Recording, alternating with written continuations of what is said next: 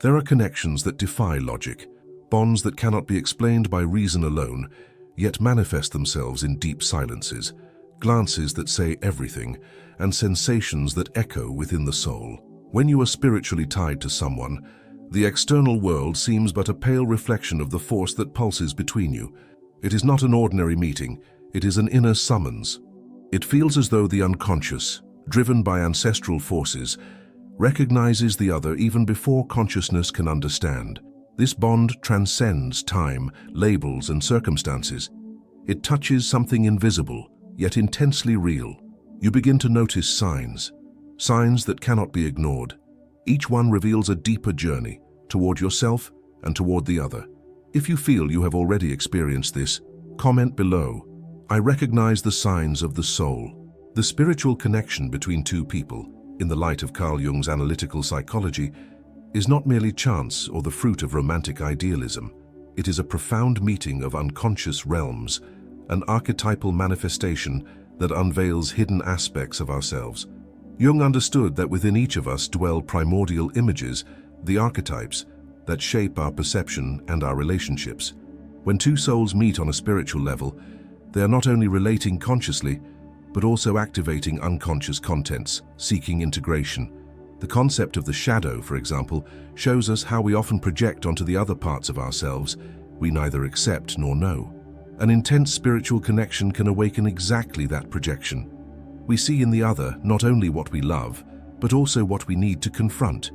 It is a profound mirror that, if properly understood, can be healing.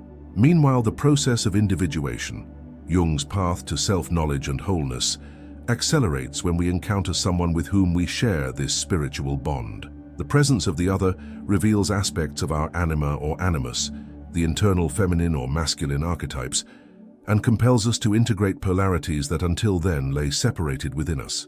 These spiritual bonds do not come to complete us, but to reveal us. And it is precisely in that revelation that the transformative power of the connection resides. The other becomes a bridge to our inner world, challenging us, awakening us, and often healing us. Understanding this bond through the Jungian lens allows us to go beyond superficial explanations and dive into the true meaning of these soul-changing encounters. When we feel spiritually connected to someone, we often believe we have found the one, the person who completes us or seems sent by fate. Yet from the standpoint of Carl Jung's analytical psychology, this feeling may partly stem from projection, an unconscious mechanism through which we transfer onto the other hidden aspects of ourselves, both qualities we fail to recognize and wounds left unhealed. At the beginning of a spiritual connection, projection tends to be intense. The other appears magical, fascinating, as if they carry within them everything we lack. This enchantment is a clue that we are not seeing the other as they truly are, but as our unconscious wishes them to be. Jung observed that we project not only onto romantic partners, but onto anyone who activates unconscious archetypes, friends, mentors, or even strangers who provoke an inexplicable impact. This kind of bond often emerges during moments of internal transition, when the soul calls for something deeper. The connection with the other thus becomes a mirror. What we see in that mirror is not always the person's true reflection, but internal images crying out for acknowledgement. That is why we often feel we have known someone forever, or that there is a mission between us, as if that soul carried keys to doors we didn't know existed within ourselves. The problem arises when we mistake projection for truth. We believe the other is responsible for our completeness or our happiness, when in fact they are only reflecting what we need to see. Jung warned that as long as projection remains unconscious, it controls us. But when we begin to perceive this psychic play, we are invited to reclaim responsibility for what we projected. Spiritually intense relationships have a particular power to activate projection because they mobilize deep contents and primordial archetypes. For example, we may project onto the other the image of the ideal father, the loving mother, the hero, or the muse. These archetypal figures brim with psychic energy, and when projected onto someone, make the bond almost hypnotic. The other becomes a living symbol of something greater, a symbol the soul recognizes even when the mind cannot.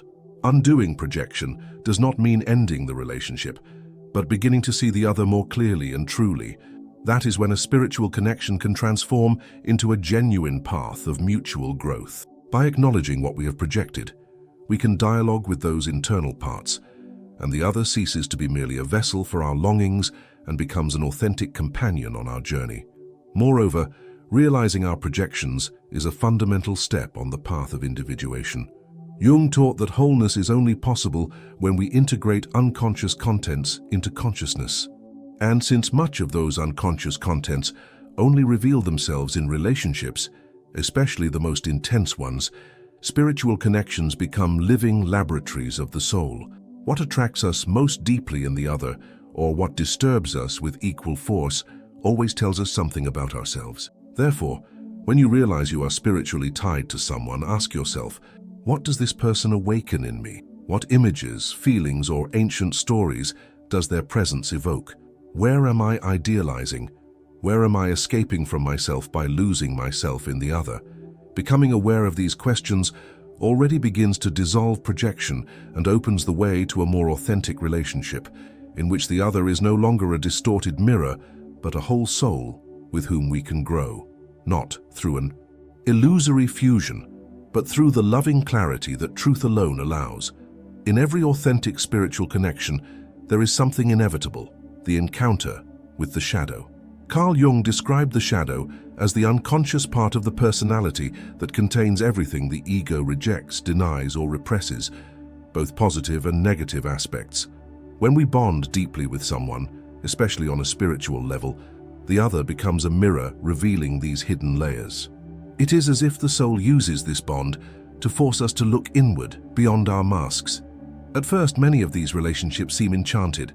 There are synchronicities, feelings of recognition, and an energetic fluidity that escapes logic. But over time, something emerges. Intense, contradictory feelings, jealousy, fear of abandonment, anger, or emotional dependence. This does not mean the connection has ceased to be spiritual. In fact, it indicates the shadow is coming to light, provoked by the other's presence. What many interpret as relationship problems is, in truth, the unconscious at work. The shadow, once hidden, begins to manifest because it finds in the other fertile ground to be seen and integrated. This is one of the most potent functions of spiritual connections, to bring forth what we've tried to keep hidden for years, sometimes for a lifetime. And this process is seldom comfortable. The shadow is not evil, as is often believed. It is simply everything that has not been welcomed into the light of consciousness. This includes vulnerabilities, repressed desires, undeveloped potentials, and emotional wounds. When the other awakens these inner regions, we feel invaded, threatened, or destabilized. Yet this is an invitation to healing, a rare opportunity to know ourselves in depth. Many withdraw at this point. The emotional intensity becomes unbearable, and we project blame onto the other for everything we feel. Saying they provoke these feelings in me is easier than recognizing those emotions were already within us, dormant, waiting for a catalyst. The person spiritually bound to us is not the source of conflict. They are the portal. Crossing it requires courage. Jung saw the confrontation with the shadow as a fundamental stage of individuation. Without this confrontation, we remain identified with an idealized image of ourselves and our relationships. The shadow revealed by the other forces us to abandon that image and embrace our wholeness with all it entails. When this happens, the bond ceases to be mere spiritual enchantment and becomes a true work of the soul. In some connections, the shadow manifests through pain. Old traumas resurface. Wounds of rejection, abandonment, humiliation, or betrayal emerge with force. And that is when many believe the bond isn't good. But Jung would remind us that good and evil are not so easily defined. Sometimes the most challenging relationship is precisely the one with the greatest potential for healing, provided we are willing to face what it reveals. The other's role in this process is essential, not as savior, but as reflector. The other shows us where we are still wounded, where we still carry fear, where we have yet to forgive ourselves. It is a call to self-knowledge that does not come from theory, but from emotional experience. The shadow is felt in the body, in reactions, impulses, silences, and when we can name those experiences and claim them as our own, we take a giant step toward consciousness. Therefore, Rather than trying to control or avoid the reactions that arise in an intense spiritual bond, it is wiser to welcome them as messages. Each emotion has something to say. Each conflict hides a symbol. Each discomfort is a disguised teacher. By committing to this process, we not only transform ourselves individually, but we also allow the relationship to evolve toward a truer, more whole, more human level. Spiritual relationships that survive the encounter with the shadow become truly sacred, not because they are perfect, but because they choose truth over fantasy. And in that choice, they reveal the human soul's power to strive for wholeness. Within every human being lives a complementary psychic polarity. In the man, an unconscious feminine principle called anima. In the woman, an unconscious masculine principle called animus. Carl Jung considered these figures not merely metaphors, but universal archetypes that shape how we relate to the opposite sex and to our own unconscious. When we experience a deep spiritual connection with another person, these archetypes are often activated in intense and transformative ways. The anima and animus are not just internal contents, they are bridges to the collective unconscious. When someone touches us spiritually, it is common for that person, even unknowingly, to embody the image of our anima or animus. This explains why we feel such familiarity, magnetism, and intensity, even when the bond seems to appear out of nowhere. The other becomes a living mirror of our inner soul, a reflection of what we seek but have not yet integrated within ourselves. In men, the anima represents sensitivity, intuition, creativity, empathy, and connection with mystery. A woman who resonates with this archetype can awaken not only desire or fascination in a man, but a sense of inner completion, as if she embodied everything he lacks to be whole. However, if this content is projected unconsciously, there is a risk of idealizing her, seeing her not as she truly is, but as an emotional perfection. The same happens for the woman and her animus. The animus represents strength, direction, reason, firmness, and logos.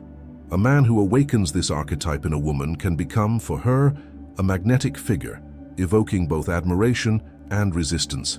He may seem a guide, a teacher, a savior, or even the necessary adversary.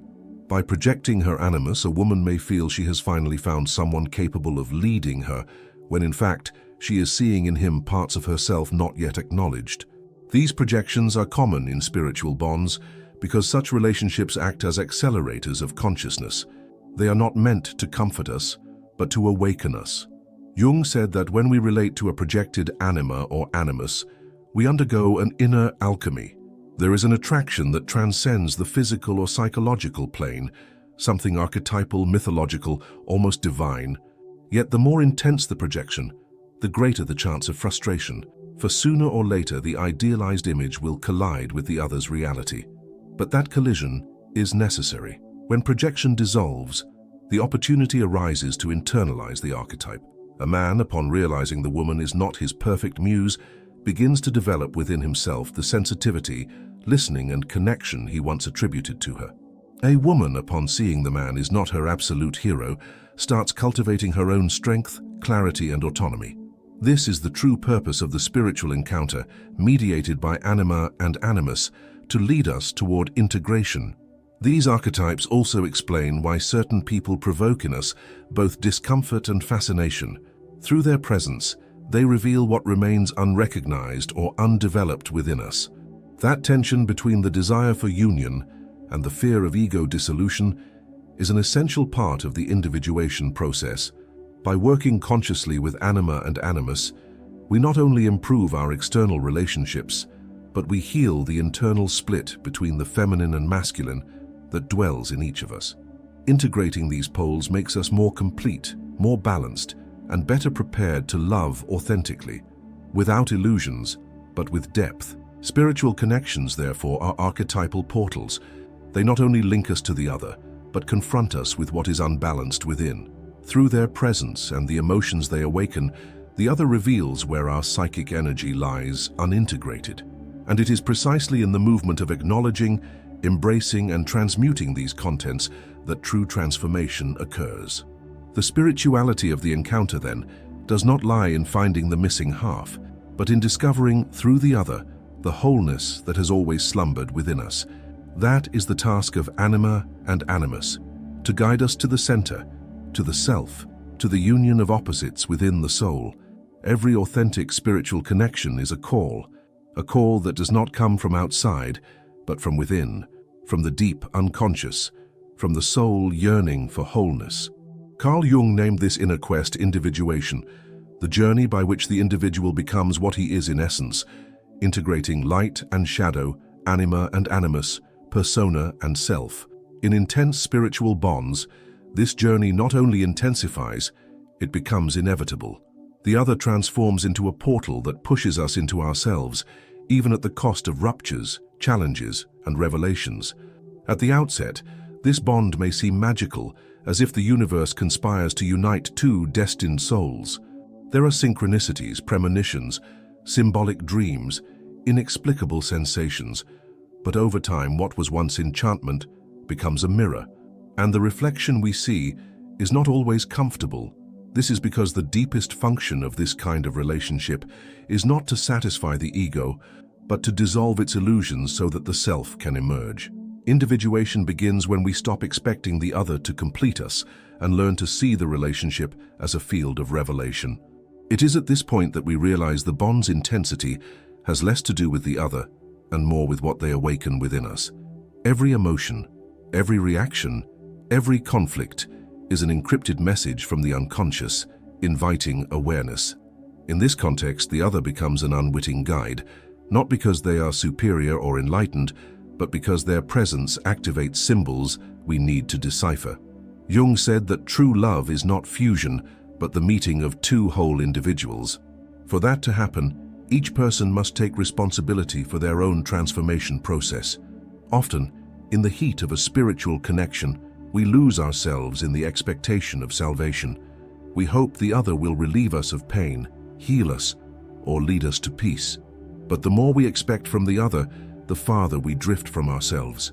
That deviation is only corrected when the pain becomes so intense that there is no other path but an inner plunge. The crisis of the bond thus becomes its turning point.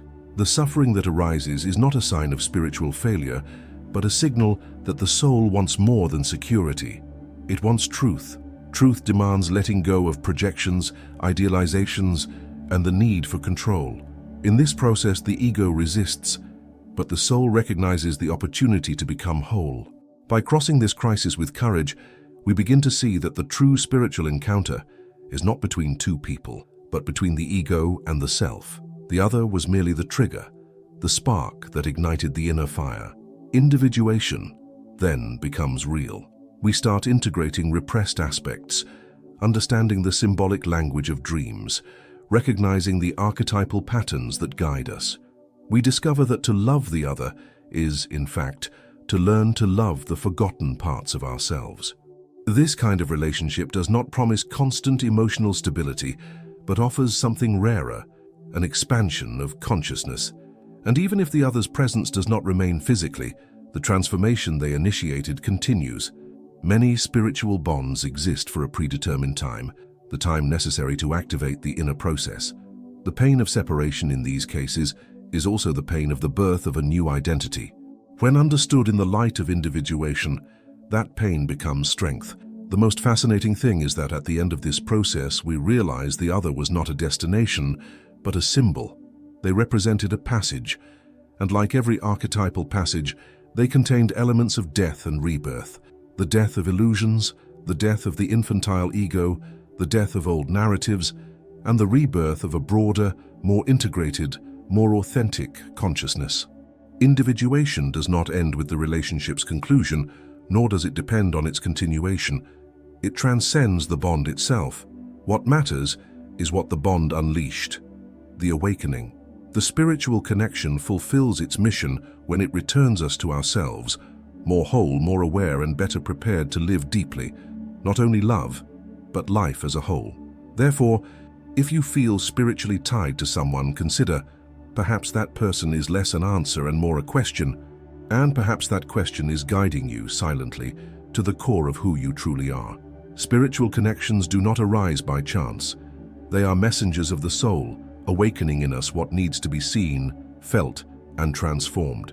In the light of Carl Jung's analytical psychology, we see that these profound bonds come not to complete us, but to reveal us. Projection, the shadow, the anima and animus archetypes, and above all the call to individuation, act as living forces in these encounters, leading us toward an expansion of consciousness. If you have ever experienced a bond that unsettled you, but also healed you, understand you have been initiated. The other, however enigmatic or painful they may have been, was a sacred mirror, reflecting parts of you that lay forgotten. Now, with greater clarity, you can follow your own path, not in search of external completeness, but of internal wholeness. If this message has touched something within you, subscribe to the channel, hit the notification bell, and share this video with someone who is also on a journey of self-discovery. And be sure to watch the video appearing on your screen now. It may be the next step in your awakening. True spirituality begins when you dare to look within, and sometimes the other is just the beginning of that journey.